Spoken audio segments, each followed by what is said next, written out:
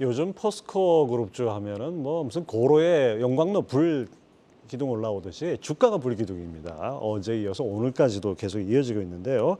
세계 최대 철강 기업이 이제는 2차 전지 소재 전문 기업으로 변신을 하고 있어가지고 시장에서 관심도 높습니다. 산업부 고영욱 기자와 함께 자세한 얘기 나눠보겠습니다. 어서 오십시오. 네. 자, 우선 포스코 그룹주 주가부터 한번 좀 전해주시죠. 네, 그 포스코 그룹에는 6개의 상장사가 있습니다. 이 6개의 그 기업 시가총액이 100조 원을 돌파했는데요.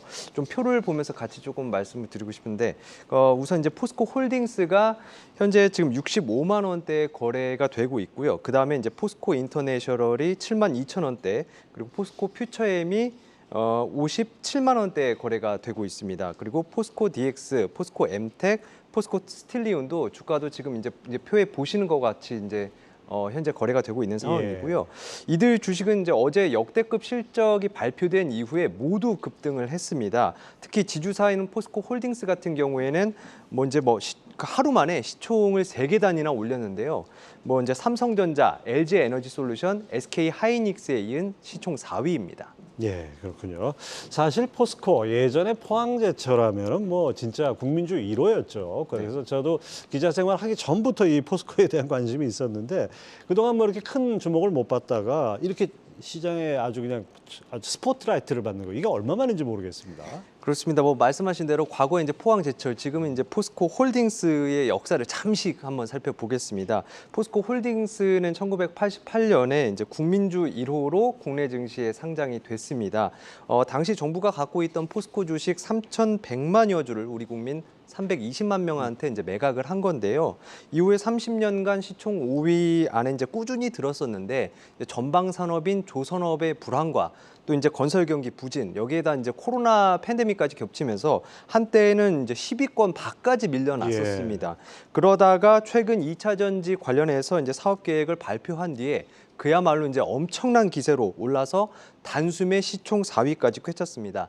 이와 관련해서 이제 한국투자증권이 오늘 한번 달아오른 용광로는 쉽게 식지 않는다라는 제목의 보고서를 냈는데요. 포스코 홀딩스가 1988년 대한민국 최초의 국민주였던 이제 포항제철 이후 35년 만에 대한민국 최고의 국민주로 자리매김할 것이라는 전망이 담겨 있습니다. 저도 예전에 기억을 돌이켜보니까 진짜 국민주 열풍이 대단했습니다. 88년도 상당히 장두, 삼저 호황 때 좋았던 때고 네. 그 2호가 한전이었고 3호가 그 한국통신, 지금의 KT였던 걸로 기억을 하는데 어쨌든 간에 돌아온 포스코 이렇게 얘기할 수 있겠네요. 자, 이렇게 무섭게 주가가 오를 때 항상 이제 투자자 여러분들이 고민하시는 게 지금 사도 되나? 그렇죠. 어떻게 보고 있습니까, 증권가에서? 그 질문을 저도 이제 증권가에 이제 던졌는데 굉장히 민감해하더라고요. 이제 어제 오늘의 입장 차이가 극명합니다. 그 이제 기존의 포스코 홀딩스 목표 주가의 최고가는 63만 원이었습니다. 근데 이거를 이제 이미 돌파해버렸고요. 그 이제 포스코를 담당하는 연구원들은 한결같이 주가 급등 때문에 좀 의견을 내기가 부담스럽다. 추후에 이제 리포트를 통해서 좀 의견을 내겠다 이런 반응이었습니다. 다만 이제 익명을 전제로 장기적으로 반영될 가치가 반영된 것은 맞는데 그 수급이 좀 쏠려서 더 많이 올랐다, 좀 속도 조절이 필요하다라는 의견도 있었습니다. 이게 어제 저녁까지 얘기입니다. 그런데 오늘 이제 조금 전에 소개한 그 한투 보고서 말씀드렸듯이 이제 그 목표가를 기존 50만 원에서 90만 원으로 대폭 올려잡았습니다. 거의 뭐 2배 가까이 올린 거죠. 이제 목표가 수정치 가운데는 이제 최고가인 거고요. 이제 이유는 2차 전지 완성품과 부품을 만드는 그 기업들은 많지만 결국은 이 원료 조달은 포스코 홀딩스를 통해서 해야 하는 만큼 그 2차 전지 소재 시장에서의 지배적 과점 사업자가 될 것이라는 이유에서입니다.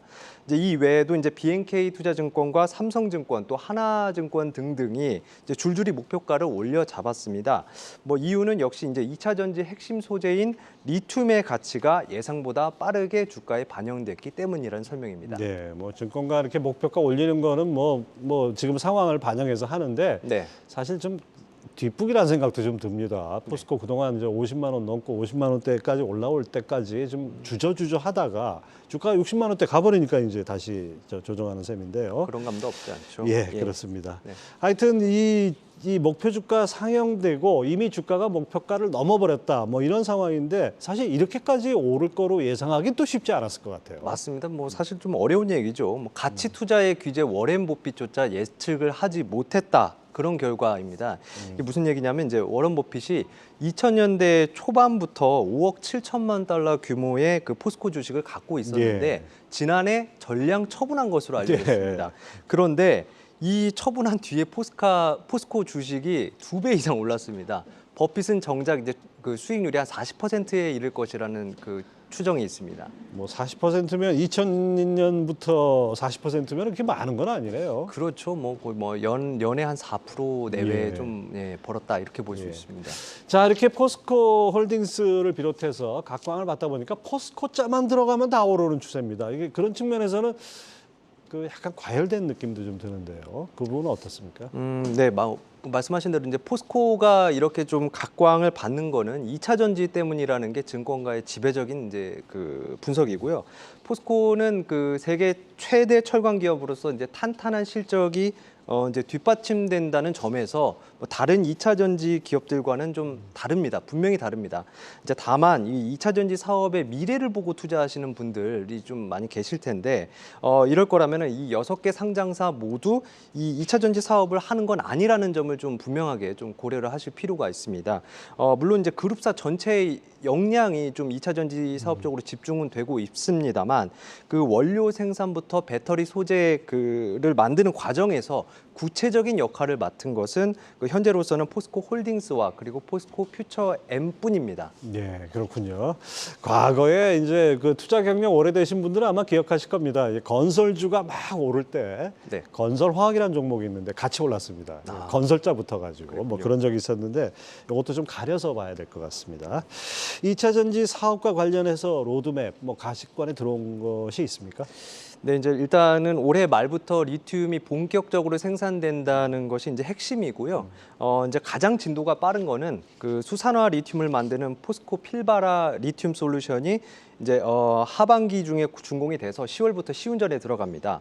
그리고 아르헨티나 염호 1단계 프로젝트도 이제 내년에 준공이 되고요. 또 니켈 같은 경우에는 그 니켈 비중을 90% 이상으로 높인 하이니켈 양극재 사업도 수주하는 즉시 생산할 수 있도록 준비를 마친 상태입니다. 네, 아무튼 시장의 관심 어제 오늘 포스코입니다.